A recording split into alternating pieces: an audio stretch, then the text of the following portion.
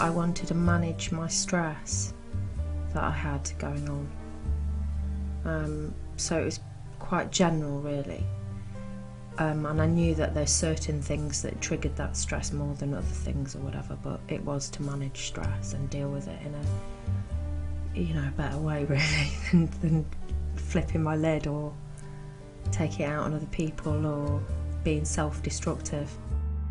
I'd been thinking about giving up smoking for a while, and a few people had come down for a kind of relaxation session with you and said they'd found it really relaxing and quite effective, so I thought I'll give that a go. It was something to help kind of begin the motivation, I think, for me to stop smoking. And actually, when I was looking to find a hypnotherapist, I felt a bit weird about it. I felt a bit like, am I just like, believing in this nonsense, and why am I going down this path? What is this? Does it actually really work? I'm not going to pretend that I wasn't a little cautious about it, just because I didn't have any experience of what it was. And I'd spoken to quite a few hypnotherapists. I'd phoned them up and kind of asked them, what their sessions were like, how long did they last, what did they cost, how long have they been working, all this kind of stuff.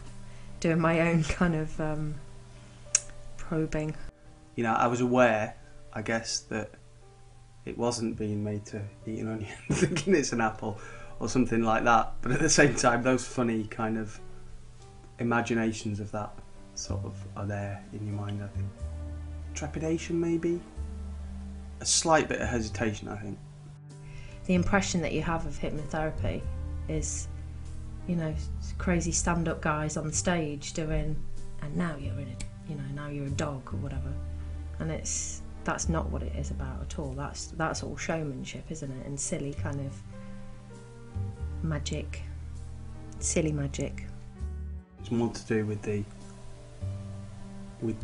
exposure, I think, and uncovering that you might have with any kind of talking therapy.